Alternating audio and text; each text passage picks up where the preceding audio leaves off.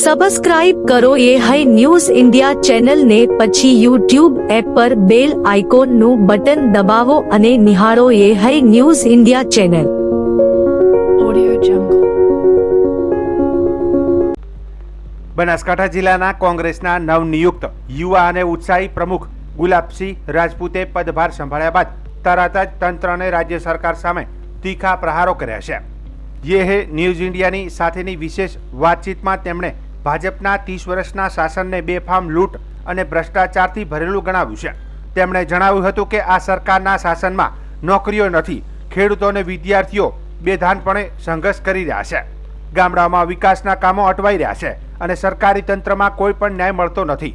મામલતદાર કે પ્રાંત અધિકારીના કાર્યાલયમાં કામ કરાવવા માટે પણ લોકોને અનેકવાર ભટકાવવામાં આવે છે અને અનેક લેવડ દેવડ વગર કામ થતા નથી. શિક્ષણની સ્થિતિ અંગે પણ ગુલાબસિંહ રાજપૂતે ગંભીર આક્ષેપ કર્યા હતા.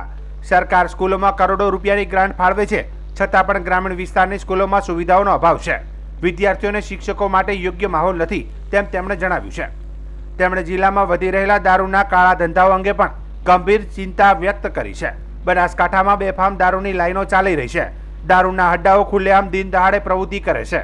તંત્ર હપ્તાની રાજનીતિમાં વ્યસ્ત છે અને કાયદો માત્ર કાગળ પર રહી ગયો છે તેમ તેમણે આરોપ લગાવ્યો છે. ગુલાબસિંહ રાજપૂતે જણાવ્યું કે હું જિલ્લા કોંગ્રેસના યુવા અને ઉત્સાહી પ્રમુખ તરીકે દરેક લોકો માટે ન્યાય અને અવાજ ઊભો કરવાનું કામ કરીશ. ગરીબો, ખેડૂતો અને યુવાનોના પ્રશ્નોને ઉજાગર કરીને સાંસદથી લઈને તંત્ર સુધી લડાઈ લડીશું. કોંગ્રેસ પાર્ટીના કેન્દ્ર અને ગુજરાત રાજ્યના નેતૃત્વનો આભાર માનું છું.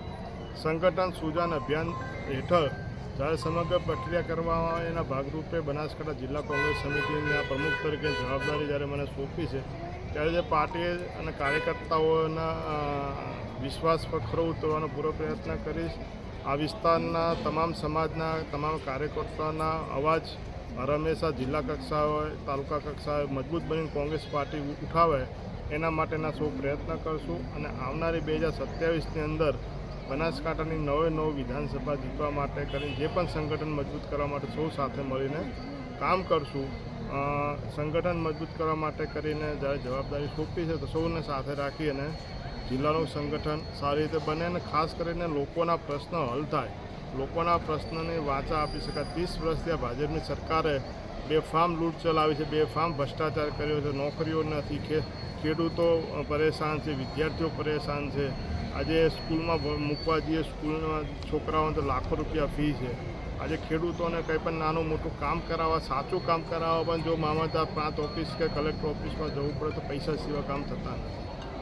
બેફામ દારૂના લાઈનો ચાલી રહી છે, દારૂના અડ્ડાઓ ચાલી રહ્યા છે. માત્ર હપ્તા સિવાય કોઈ રસ નથી આ લોકોને. આ તમામ મુદ્દાઓને બનાસકાંઠાની અંદર વાચા આપવાનું અમે લોકો કામ કરશું. વાવ સ્ટેટના રાજવી પરિવાર માટે આજે અત્યંત દુઃખદ સમાચાર સામે આવે છે. વાવના રાણા ગજેન્દ્રસિંહજીની માતા તથા વાવનગરની રાજમાતાનું અવસાન થતાં સમગ્ર રાજવી કુળ, જાગીરદાર સમાજ અને નગરમાં શોકનું મોજું છવાઈ ગયું છે. રાજમાતાનું અવસાન રાજાશાહી વારસાનું એક યુગના અંતની અનુભૂતિ કરાવી રહ્યું છે. તેઓ માત્ર રાજવી કુટુંબના મહાન આત્મા નહોતા, પરંતુ અનેક લોકો માટે આદર્શ અને આશ્રય સ્થાન પણ હતા. બપોરે 12 વાગે તેમના નિવાસ સ્થાન રાજગઢીમાંથી પાલકી યાત્રા નીકળી હતી. આ યાત્રામાં નગરના લોકોએ અંતિમ દર્શન કરવા માટે ઉમટી પડેલા જોવા મળ્યા હતા. લોકોના આંખોમાંથી અશ્રુ હતા અને આખું વાતાવરણ શોકમય બન્યું હતું. વિશેષ વાત એ છે કે રાજમાતાએ તે સમયમાં રાજાશાહી શાસન હેઠળ આવેલા 565 રજવાડા પૈકીના એક મોટા રાજવી ઘરના ગૌરવપાત્ર સભ્ય હતા. તેમનું નિધન માત્ર વાવનગર માટે જ નહીં, પરંતુ સમગ્ર પ્રદેશ માટે અને વાવ સ્ટેટ માટે મોટી ખોટ ગણાઈ રહી છે અને શ્રદ્ધાંજલિ અર્પણ કરવા માટે અનેક આગેવાનો અને રાજકીય નેતાઓ પણ વાવ પહોંચ્યા હતા, જેમાં પૂર્વ સાંસદ પરબતભાઈ પટેલ, બનાસકાંઠા જિલ્લા કોંગ્રેસના પ્રમુખ ગુલાબસિંહ રાજપૂત, માવજીભાઈ પટેલ અને અન્ય આગેવાનો પણ ઉપસ્થિત રહ્યા હતા. સૌએ રાજમાતાને આત્માને પરમ શાંતિ માટે પ્રાર્થના કરી હતી.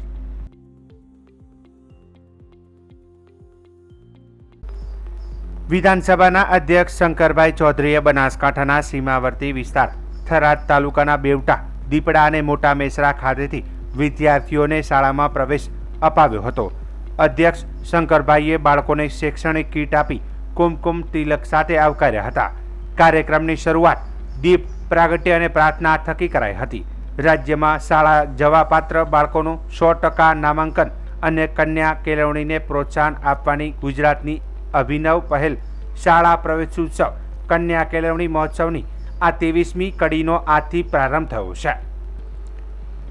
બેવટા ખાતેથી અધ્યક્ષ શંકરભાઈ ચૌધરીએ જણાવ્યું કે વડાપ્રધાન નરેન્દ્રભાઈ મોદીએ ગુજરાતમાં તેમના મુખ્યમંત્રી કાર્યકાળ દરમિયાન 2002 અને 3માં શરૂ કરાવેલા શાળા પ્રવેશોત્સવના 22 વર્ષ સફળતાપૂર્વક પૂર્ણ થયા છે. નરેન્દ્રભાઈ મોદીના શિક્ષણ માટેના અભિગમથી રાજ્યમાં શાળા પ્રવેશોત્સવ શરૂ થયો અને આ શાળા પ્રવેશોત્સવથી છેવાડાના ગામડાઓથી લઈને શહેરો સુધી શિક્ષણ ક્ષેત્રે અમૂલ્ય પરિવર્તન આવ્યું છે.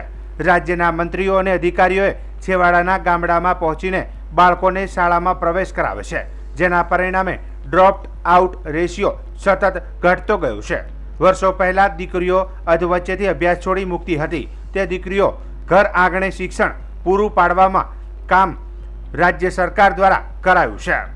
અધ્યક્ષ શ્રી શંકરભાઈ ચૌધરીએ જણાવ્યું કે રાજ્ય સરકારે શિક્ષણ ક્ષેત્રે અનેક યોજનાઓ અમલી બનાવી અને છેવાડાના વ્યક્તિ સુધી મફત શિક્ષણ પહોંચાડ્યું છે. આજે ગરીબ ઘરના દીકરા દીકરીઓ ઉચ્ચ અભ્યાસ કરીને સરકારી સેવાઓમાં જોડાયા છે, જેનાથી તેમના પરિવારને પણ સમાજમાં મોભાનું સ્થાન મળ્યું છે. તેમણે કહ્યું કે વિદ્યાર્થીઓને શિક્ષણ સાથે સંસ્કાર આપવા જોઈએ તથા યોગ પ્રાણાયામ ધ્યાન લગાવવું જોઈએ. તેમણે વાલીઓને ટકોર કરતા જણાવ્યું કે વિદ્યાર્થીઓને મોબાઈલની જગ્યાએ હૂંફ અને ભણવા માટે પ્રેરિત કરવા જોઈએ. કાર્યક્રમના અંતે અધ્યક્ષશ્રી અને મહાનુભાવના હસ્તે વૃક્ષારોપણ કરાયું હતું તથા ગ્રામ લોકો સાથે ચર્ચા કરાઈ હતી. જ્યારે મોદી સાહેબ અહીંયા મુખ્યમંત્રી હતા અને શાળાની અંદર દીકરા દીકરીઓને ભણવા માટેનું એમણે અભિયાન લીધું. રેકોર્ડ ચેક કર્યો ગુજરાતનો કે 50% કરતાં વધારે દીકરીઓ તો હજુ નિશાળમાં દાખલ જ નથી થતી અને 1 થી 7 ધોરણ પૂરું કરે એ આંકડો તો બહુ ઓછો હતો. એટલે એનું સ્થાયીકરણ જે થવું હોય ને એની વચ્ચે જ ડ્રોપ આઉટ થઈ જતા. તો એમને એનો રસ્તો શું હોય? શિક્ષક મિત્રોને જોડ્યા, શાળા પરિવારને જોડ્યું, ગામને જોડ્યું અને આખી સરકારને જોડી અને એક નવી પરંપરા ચાલુ થઈ કે આપણે ત્યાં એક બાળકને નિશાળે દાખલ કરવા જાય માત્ર મા બાપની જવાબદારી છે તેવું નહીં, સમાજ જીવનની, પ્રજા જીવનની જવાબદારી છે. અને તેની અંદર સરકારના મંત્રીઓથી કરી અધિકારીઓ બધાને મૂકવાનું કહ્યું, જાઓ આંગળી પકડીને નાના નાના બાળકોને નિશાળે દાખલ કરો. અને એક પણ ગુજરાતનો દીકરો કે દીકરી એવો ના રહેવો જોઈએ કે જે ભણવાથી અલગ રહે, નિશાળથી અલગ રહે. એને બધાને ભણાવો, શિક્ષણ જ ભવ સુધારશે. અને એ વાત આજે ગુજરાતની અંદર અસરકારક સાબિત થઈ છે. આજે તો એક સંસ્કૃતિ બની ગઈ છે. મોદી સાહેબે ચાલુ કરેલી શિક્ષણની એ વાત, શાળા પ્રવેશ ઉત્સવની એ કામ આજે એક સંસ્કૃતિ તરીકે શાળા પ્રવેશ ઉત્સવની અંદર બધા પહોંચે છે. આમ તો થોડા દિવસ વહેલા થવાનું હતું પણ સરપંચની ચૂંટણીઓ હતી એટલે એ કાર્યક્રમ આ ચૂંટણી પછી રાખવામાં આવ્યો. ઉલ્લેખનીય છે કે બનાસકાંઠા જિલ્લામાં આ વર્ષે આંગણવાડી, બાલવાટિકા, ધોરણ 1 અને 9માં કુલ મળીને 1.65 લાખથી વધુ બાળકો શાળામાં પ્રવેશ મેળવી રહ્યા છે. જિલ્લામાં આજથી 3 દિવસ દરમિયાન તમામ 14 તાલુકામાં રાજ્ય કક્ષાના અધિકારીઓ, જિલ્લા કક્ષાના વર્ગ 1 અને 2ના અધિકારીઓ, પદ અધિકારીઓ, સ્થાનિક ધારાસભ્યો સહિતના મહાનુભાવો શાળા પ્રવેશોત્સવમાં જોડાયા છે. પાટણ જિલ્લામાં આજે વહેલી સવારે ગાજવીજ સાથે જોરદાર વરસાદી માહોલ જામ્યો હતો. પાટણ સહિતના વિવિધ વિસ્તારોમાં રસ્તાઓ પર વરસાદી પાણી જોવા મળ્યા હતા. ઉકળાટ બાદ વરસાદ પડતા નગરજનોમાં આનંદ જોવા મળ્યો હતો અને ચોમેર ઠંડક પ્રસરી જવા પામી હતી. અંદાજે 1 ઇંચ જેટલો વરસાદ વરસ્યો હતો અને ખેડૂતોને વાવણી લાયક વરસાદ થતાં નવી આશા જાગી હતી. બનાસકાંઠા જિલ્લાના પાલનપુર અંબાજી હાઈવે પર આવેલું રતનપુર ગામ કે જે આજે ભગવાનના ચમત્કારને લીધે ચર્ચાનું કેન્દ્ર બન્યું અને ચમત્કાર પણ એવો કે તેની અંદર પૂજા કરતા પૂજારી અને પાસેથી પસાર થતા શાળાના 25 જેટલા બાળકોનો આબાદ બચાવ થયોની ઘટના સામે આવી છે. રતનપુર ગામની સવારે 7 વાગ્યાની જ્યાં વરસાદ શરૂ થયો હતો અને 7 વાગે કડાકા ભડાકા સાથે વીજળી પડી હતી. જો કે આ વીજળી એ રતનપુર ગામે આવેલા મહાદેવના મંદિરના શિવલિંગ પર સીધી અસર પડી હતી. જો કે ચમત્કાર કહી શકાય કે આ શિવલિંગ સહેજ પર ખંડિત થયું નથી અને શિવલિંગ આજુબાજુની જે જલધારા છે તેના પથ્થર 200 ફૂટ દૂર ઉડીને મંદિરમાંથી બહાર પડ્યા છે. સામે જે નંદીની મૂર્તિ હતી તે પણ ખંડિત નથી થઈ. માતાજીની જે મૂર્તિ હતી તે પણ ખંડિત નથી થઈ. તે અંદર જે જલધારા માટે ડોલ પડી હતી તે પણ ડોલને પણ નુકસાન થયું હતું. ત્યારે આ વીજળી પડવાની જે ઘટના બની એ જ સમય મહાદેવના મંદિરની બાજુમાં આવેલી શાળામાં વહેલી સવારે 25 જેટલા બાળકો શાળામાં જતા હતા. જે આ બાળકોનો આ વીજળી પડવાની ઘટનામાં આબાદ બચાવ થયો છે. જો કે ત્યાં મંદિરમાં જે પૂજારી પૂજા કરતા હતા અને પૂજારી માત્ર ત્યાંથી ચા પીવા બાજુમાં ગયા અને તરત જ ત્યાં વીજળી પડવાની ઘટના બની. એટલે કે પૂજારીનો પણ આબાદ બચાવ થયો છે. રતનપુર ગ્રામજનો અને માત્ર શિવજીનો ચમત્કાર માની રહ્યા છે અને આ ઘટનાને ભગવાનની કૃપા માની રહ્યા છે. અને કૃપા એટલા માટે કે આ મંદિરની જે દર વર્ષે થતી પ્રતિષ્ઠા હોય છે તેને 2 દિવસ પછી જ અને આ ઘટના 2 દિવસ અગાઉ બની છે. એટલે કે હવે આ પ્રતિષ્ઠા થઈ શકશે. એનું કારણ છે કે શિવલિંગ ખંડિત નથી થયું. શાળાના બાળકોનો જે આબાદ બચાવ થયો તેમાં પણ ભગવાન શિવનો ચમત્કાર છે. અને શાળાના જે આચાર્ય હતા તેઓએ પણ આ ઘટનાને લઈને તરત જ બાળકોને પોતાના ઘરે મોકલી દેવાનો નિર્ણય કર્યો હતો. અત્યારે તો રતનપુર ગામ અને મહાદેવનું મંદિર આ ચમત્કારને કારણે ચર્ચાનું કેન્દ્ર બન્યું છે. નજરે જોઈએ તો આ માત્ર શિવજીનો ચમત્કાર જ છે, બીજું કશું જ નથી. કારણ કે શિવલિંગ ખંડિત નથી થયું, માતાજીની મૂર્તિ ખંડિત નથી થઈ, નંદી ભગવાનની મૂર્તિ ખંડિત નથી થઈ, બાળકોનો આબાદ બચાવ થયો છે અને પૂજારીનો આબાદ બચાવ થયો છે. એટલે આ ચમત્કાર કહી શકાય. શિવજીએ વીજળી પોતાની અંદર સમાવી લીધી તેવું ગ્રામજનોનું માનવું છે. હું રતનપુરના મંદિરમાં શંકરના મંદિરમાં પૂજા કરું છું. તે સવારમાં 7 વાગે મંદિરની પૂજા પણ કરતો હતો. તે મારા ઘેરથી મને કીધું કે ચા પીવા ઘણીવાર ચા બની ગયો છે તે આવી જો. તો હું ચા પીવા ગયો તો એટલાકમાં 7 વાગેલા હતા અને વીજળીથી સીધી જ મંદિરના અંદર વીજળી પડી. તે વીજળી પડતા જ શિવલિંગને બચાવી નાખ્યું. બાજુમાં કોરીમરે ડેમેજ કરી નાખ્યું છે બધું આખી શિવલિંગને. પણ બાજુમાં સ્કૂલ હતી તે એક શંકર ભગવાને એને ખૂબ લાજ રાખી છે. તે એને બચાવી નાખી, આખી સ્કૂલ બચાવી અને આખી કોરેમરેની બેઠક તોડીને બહાર ફેંકી દીધી છે. તે પથ્થરા કોરેમરે વેરી નાખ્યા છે. તે આ ભગવાનની એક કૃપાથી એક સ્કૂલ બચાવી નાખી છે અને એક અમારા ગામની આફત એક બાજુ એને ઝીલી લીધી છે. અને એક તીજનો હવન હતો અને આ હવનના 3 દાડા આડો જ આ ડેમેજ થઈ ગયું છે બધું. તે આવો શંકર ભગવાને એક આવી લાજ રાખી છે અને આ લાજ રાખી છે મારા ધણીએ. તે ખૂબ ખૂબ અભિનંદન છે. બનાસકાંઠા જિલ્લાના પાલનપુર તાલુકાના રતનપુર ગામે આજે સવારે 7 વાગે વીજળી ત્રાટકતા રતનપુર પ્રાથમિક શાળાની બાજુમાં આવેલ રામેશ્વર મહાદેવના મંદિરે સમુદ્ર મંથન તરીકે આપણા ત્યાં જળધારીને રામેશ્વર મહાદેવના જળધારીમાં ઉપરથી વીજળી પડતા પથ્થરના ટુકડા થઈ ગયા અને પથ્થર 200 મીટર સુધી દૂર ઉડ્યા હતા. એ સમયે બાળકો સવારે 7 વાગે શાળામાં આવી રહ્યા હતા, પણ શાળામાં બાળકોને કંઈ નુકસાન નથી થયું. ગામનો બચાવ થયો છે અને સાથે સાથે અમારી શાળા બાજુમાં રતનપુર પ્રાથમિક શાળા બાજુમાં આવેલ છે. એ શાળામાં અમારે લાઇટનું કામકાજ લાઇટ બધું ઉડી ગયું છે અને લાઇટમાં બધું નુકસાન થયેલ છે. આ માટે અમે ખરેખર રતનપુર ગામનો આજે શંકર ભગવાનના મહાદેવના નિમિત્તે ખૂબ ચમત્કારિક બચાવ થયો છે. આ માટે અમે ખૂબ પ્રયત્ન કર્યો છે અને બાળકોને આજે શાળામાં રજા આપી દીધી છે. રાજેન્દ્રભાઈ મોઢ, રતનપુર આચાર્યશ્રી. જો વીજળી અહીંયા પડી પણ વીજળી એ બાજુ અમારું શિવલિંગ પણ ખંડિત નથી થયું. શિવલિંગ પણ એવું ને એવું છે. પછી આગળ નંદી મહારાજ હોય એમને પણ કોઈ ખરો ભલો 200 મીટર સુધી આમ ટુકડા ઉડ્યા પણ નંદી મહારાજ સુધી કંઈ પણ થયું નથી. બીજું અંદર આપણે માતાજીની મૂર્તિ હોય પાર્વતી માતાની, એમની મૂર્તિને પણ નથી થયું. પછી અમારા પૂજારીની વાત કરીએ તો એ સમય ખાલી ચા પીવા જ ગયા છે, તો અમારો પૂજારીનો એક આબાદ બચાવ થયો.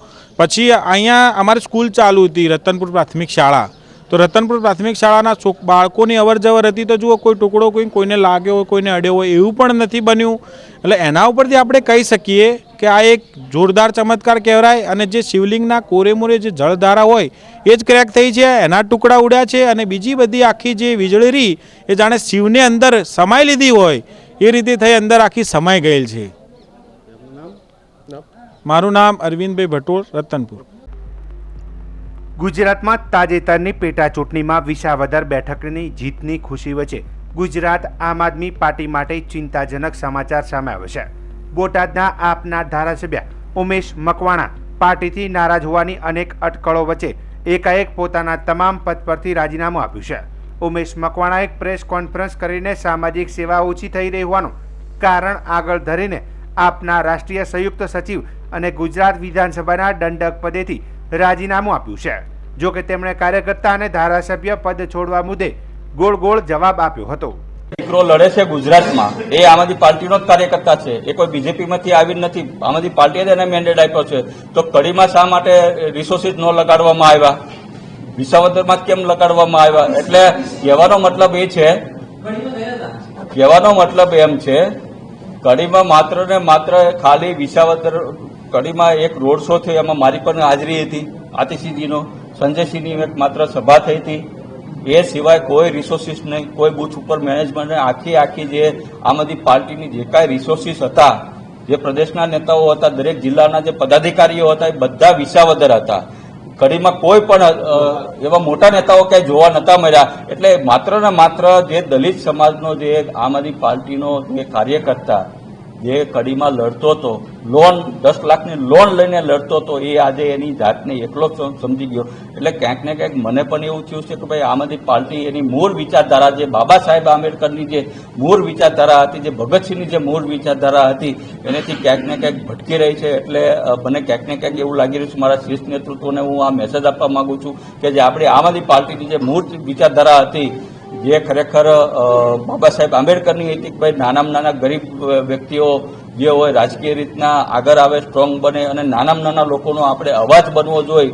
એની જગ્યાએ આપણે જો આવી રીતના જ્ઞાતિવાદી, જાતિવાદી જે પાસના કન્વીનરો જે હોય, જેને અનેક લોકોના ભોગ લીધા હોય, જ્યારે કોંગ્રેસની સભાઓ જ્યારે હતી 17માં, મેં જોયું છે બોટાદમાં કે એ લોકો જ્યારે કોંગ્રેસના મનોહર પટેલના એ 10-20 હજાર લઈને એને પ્રજા એના સંબોધનો કરતા હતા, એવા લોકોને જ્યારે જ્ઞાતિવાદી વ્યક્તિઓ અને વિચારધારાઓ વ્યક્તિઓને જો તમે પાર્ટી આગળ કરશે અને જ્યારે દલિત સમાજના વ્યક્તિઓ, જે પછાત સમાજના મુદ્દાઓ તમે ભૂલી જશો, તો ક્યાંક ને ક્યાંક અમારી પાર્ટી પોતાના વિચારો ઉપરથી અલગ.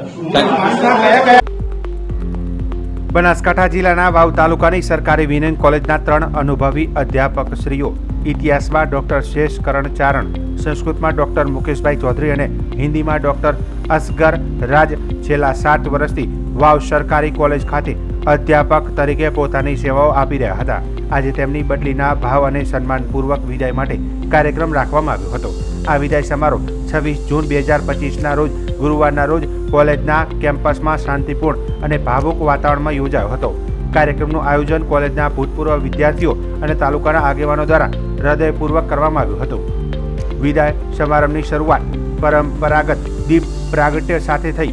મુખ્ય મહેમાન તરીકે શિક્ષણવિદ હરીસિંહ ભીખાજી વેજિયા તથા કાયદાશાસ્ત્રી કેપી ગઢવી સાહેબ હાજર રહ્યા હતા. તેઓ ત્રણેય અધ્યાપકોના શિક્ષણ ક્ષેત્રના યોગદાન, શિસ્ત અને વૈવિધ્યસભર કારકિર્દી પર પ્રકાશ પાડ્યો હતો. તેમજ થાનાજી ચારડિયા, પીડી રાઠોડ, રામસિંહજી ચારડિયા, આણદાજી રાજપૂત, વરદસિંહ રાજપૂત, ઈશ્વરસિંહ રાજપૂત, પીડી જોશી, અજીતદાન ગઢવીજી વગેરે સામાજિક, રાજકીય અને શૈક્ષણિક આગેવાનો તેમજ ભૂતપૂર્વ વિદ્યાર્થીઓ ઉપસ્થિત રહ્યા હતા. અને સારી જોડે મુલાકાત કરાઈ, મને એવું લાગ્યું કે મારો પરિવાર બન્યો છે. પ્રવીણભાઈ 2-3 વાર અમે પ્રોગ્રામમાં સાથે ગયા, અકાબરી દાદાને સર્ટિફિકેટ ગયા અને અવારનવાર મારો મળવાનો થાય છે. અંદાજી ચંદ્ર ત્યાં જાતે આ આર્ટિકલ પેટમાં ગરમીનો માણસ મળતો રહે. દરેક વાર મને ઇન્વાઇટ કરે હજી સુધી જવાનું થયું નથી સાહેબને ઘરે. પણ વાંધો જ્યારે હું જાઉં મારા સેનામાં દર્શન કરવા ગણેશભાઈ ખબર છે આ બધાય ભાઈઓ મને જે પ્રેમ આપ્યો છે, મને જે આશીર્વાદ આપ્યા છે, આ માં હિંગળાજની, માં કરણીની, દાદાની મેર છે. અમરસિંહભાઈ છે, અવારનવાર જ્યારે પણ જરૂર પડે હું વાત કરતો રહું. મારો નાનો ભાઈ અહીંયા મારા સાથે જ રહેતો, તો અમરસિંહભાઈ જોડે મેં વાત કરાવતો. 2 વાગ્યા જીપીએસસી આપણે હમણાં ઇન્ટેલિજન્સ બ્યુરો ઓફિસર બની ગયો છે, દિલ્હી ગયું છે. અહીંયા હું જ્યારે આવ્યો તો હરિહર ભગવાનના રખાવી દાદાના ગણેશજીના દર્શન કરાયા. અમરસિંહભાઈ જોડે અવારનવાર એમની વાતો હતી, એમ ગાઈડન્સ કરતા રહે. તો મને મારા પરિવારને આપ જેટલા વડીલો જે આશીર્વાદ આપ્યા છો સાહેબ, હું આ ભરતીનો સરસ કેવી રીતે કરી શકું મને નહીં ખબર, કારણ કે મારો વાર છે અને અહીંયા હું મારી જન્મભૂમિની જગ્યા અહીંયા કર્મભૂમિમાં અહીંયાની વાસી કરું છું.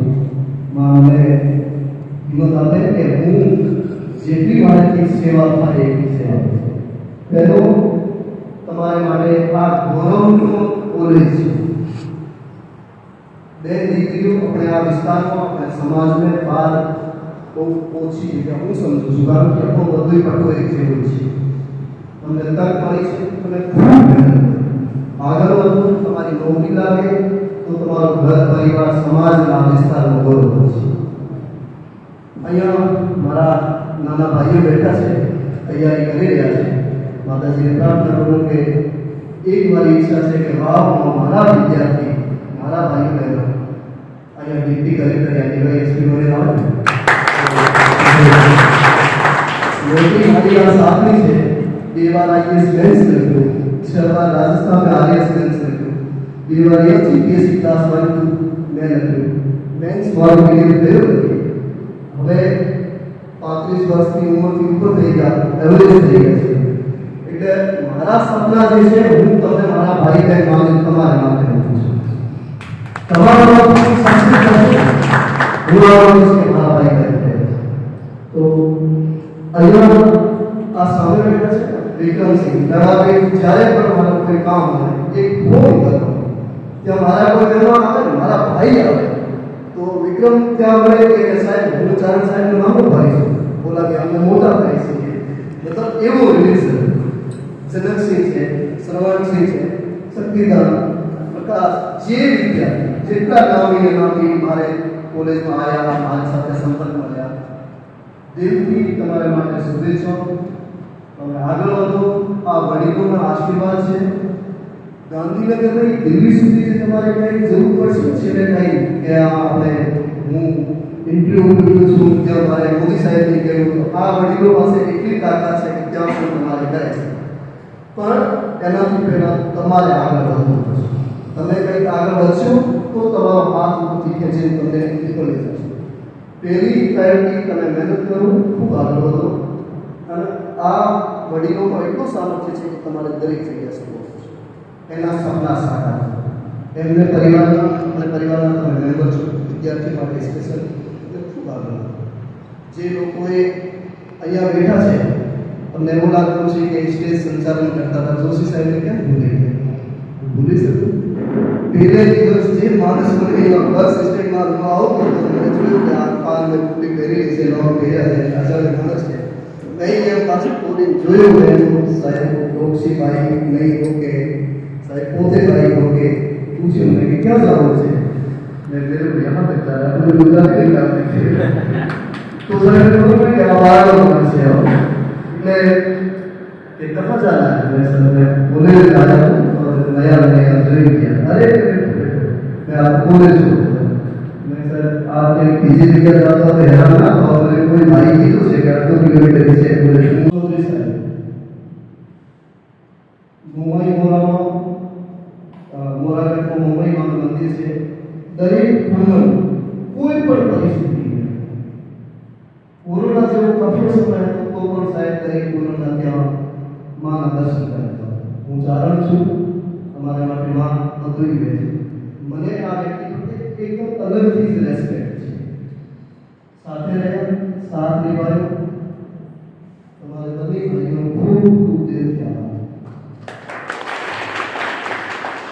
આ બાજુ એક માણસ બેઠો છે, પ્રતાપભાઈ. ભાઈ મને ઝડપી બેસે અહીંયા આવ્યો ત્યારે 24/7 અગર કોઈ કામ પડે જેને નિસંકોચ કહી શકું એવું ભાઈ છે મારો, અને ભાઈ તરીકે મેં આપ્યો છે. મને પણ એટલો પ્રેમ આપ્યો પ્રતાપભાઈ, તમને હું ક્યારેય નહીં ભૂલી શકું. સમગ્ર દેશભરમાં ઈ ક્રાંતિએ યુગ પરિવર્તન આવ્યું હોય તેવો માહોલ આજના યુગમાં જોવા મળી રહ્યો છે. આમ તો સાધારણ માણસોના જીવનમાં પણ સીધો આ બદલાવ જોવા મળી રહ્યો છે. દરેક ક્ષેત્રમાં આ સાક્ષાત્કાર જોવા મળી રહ્યો છે. ડિજિટલ ક્રાંતિના યુગમાં રોજિંદા જીવનથી લઈને તમામ ક્ષેત્રમાં આવેલા બદલાવ માનવ જીવનમાં ગજબની ક્રાંતિ જોવા મળી રહી છે, જેની સીધી અસરથી માનવીઓના શ્રમ, સમય અને શક્તિના બચાવથી લઈને આજના ઈ ક્રાંતિના યુગમાં જે વસ્તુઓ કે કામ પહેલાં મેન્યુઅલી કરવું પડતું હતું તે ડિજિટલી ઈ ક્રાંતિથી એકદમ આંખના પલકારામાં શક્ય બન્યું છે. પહેલાંના સમયની વાત કરીએ તો બેંક તો કલાકો સુધી લાઇનમાં ઊભા રહેવું પડતું, તેની જગ્યાએ આજે બેંકમાં ગયા વગર જ એટીએમથી લઈને ડિજિટલ બેન્કિંગ સેવાની અત્યંત ઝડપી ઓનલાઈન સર્વિસ આંગળીઓના ટેરવે શક્ય બની છે. મોબાઈલ દ્વારા સીધા ટ્રાન્ઝેક્શનથી લઈને ડીબીટીથી અનેકવિધ ફાયદાઓ આમ આદમી માટે આશીર્વાદરૂપ બન્યા છે. આ જ રીતે ટ્રાન્સપોર્ટેશન સર્વિસથી લઈને એસટી બસ, રેલવે પ્લેન સેવા માટે ST bus station, railway station કે એરપોર્ટની જગ્યાએ સીધા ઈ બુકિંગ સેવા પણ આ જ ઈ ક્રાંતિની ભેટ માનવામાં આવી રહ્યું છે. એટલું જ નહીં, અવકાશીય સિદ્ધિઓની વાત કરીએ તો આજે બોર્ડર પર લડવામાં આવતા યુદ્ધ પણ રિમોટથી લડાઈ રહ્યા છે. માનવરહિત યુદ્ધ વિમાનોથી લઈ અનેકવિધ બાબતે ઈ ક્રાંતિ ક્ષેત્રે ભારતે સમગ્ર વિશ્વભરને ઓપરેશન સિંદૂર દ્વારા સાબિત કરી બતાવ્યાનું આમ જનમાનસ પર જોવા મળી રહ્યું છે. અને આ વાતની પુષ્ટિ કરતા મૂળ રાજસ્થાનના રહેવાસી અને હાલ મોરબીમાં રોજગાર અર્થે સ્થાયી એવા જવાહરભાઈએ ઈ ક્રાંતિ અંગે પોતાના સહજ પ્રતિભાવમાં જણાવવામાં આવ્યું હતું. તો મોરબીના જ સ્થાનિક યુવાન ભાર્ગવે જણાવેલ કે ભારત દેશમાં છેલ્લા દશકામાં જે ઝડપે તમામ ક્ષેત્રે ઈ ક્રાંતિ અંગેની ભારતની વિકાસ ગાથા સમગ્ર વિશ્વ સમક્ષ નજરે જોવા મળી રહી છે. સમયની સાથે તાલ મિલાવતા ભારત દેશે સમગ્ર ભારતને પ્રધાનમંત્રી નરેન્દ્ર મોદીની અધ્યક્ષતામાં બદલતા ભારતના વિઝન 2047ના નૂતન ભારતના નવનિર્માણ સાથે બદલાતા ભારત એક નવી છબી, આગવી ઓળખ સમગ્ર વિશ્વ સમક્ષ ગૌરવભેર સર્વ ભારતીય ઉન્નત મસ્તકે ગૌરવ સાથે જણાવી રહ્યા છે. मेरा नाम जवाहर सिंह मीना है और ई क्रांति के बारे में मैं ये बोलना चाहता हूँ क्योंकि जब से ई क्रांति आई है इंसान का टाइम बचने लगा है. पहले बैंक में जाने के बाद अपना लेन देन करने के लिए आदमी को घंटे आधी 2 घंटे लाइन में लगना पड़ता था. अभी उसके बाद एटीएम आया तो एटीएम से अपना एटीएम से पैसा जमा भी करा सकते हैं और सीडीएम मशीन से पैसा जमा भी करा सकते हैं. उसके बाद अपने मोबाइल में सारे ऐप आ चुके हैं, उसमें भी हम घर बैठे ट्रांजेक्शन कर सकते हैं और अपना मोबाइल रिचार्ज, लाइट बिल, ये सारी चीज़ें कर सकते हैं. तो दूसरा किसान खेती के बारे में, किसान पहले अब बैलों से खेतों को जोता था, अब ट्रैक्टर से घंटों का काम मिनटों में हो जाता है. और जितने भी अपने बॉर्डर पे भी ई क्रांति का काफ़ी प्रभाव पड़ा है क्योंकि अपने रोबोट वगैरह बॉर्डर की सिक्योरिटी करने के लिए बन गए. और दूसरा अपने जो ये बड़े तोप मिसाइल वगैरह है ना, ये भी सारी ई क्रांति से बहुत प्रभाव पड़ा है. दूसरा बोलो और किसके बारे में बोलूँ? मेरा नाम भार्गव अग्रावत है और मैं एक वीडियो एडिटर हूँ. आज की जनरेशन की मुजब से मैं ये बताऊं कि हमारे जो ई क्रांति हुई है हमारे देश में, तो पहले जो होता था कि बस की टिकट बुक करनी हो, प्लेन की करनी हो या ट्रेन की करनी हो तो हमें रेलवे स्टेशन या बस स्टैंड पे जाना पड़ता था. पर अभी क्या है कि मोबाइल में एक ही सेकंड में हम सब कर सकते हो. और सबसे बड़ी बात कि यूपीआई ट्रांजैक्शन से हम किसी को भी देश में कहीं पे भी बैठे बैठे एक दूसरे को पैसे ट्रांजैक्शन कर सकते हो. और मेरे हिसाब से ई क्रांति का सबसे बड़ा बेनिफिट यही है कि हम ऑनलाइन में दूसरे देशों के कंपैरिजन में थोड़े आगे है. और मेरे हिसाब से तो यही है कि जो ई क्रांति हुई है उसमें सबसे बड़ी बात तो कि हम एक दूसरे के कांटेक्ट में रह सकते हैं आसानी से और ट्रांजैक्शन इजी हो गया है मेरे हिसाब से.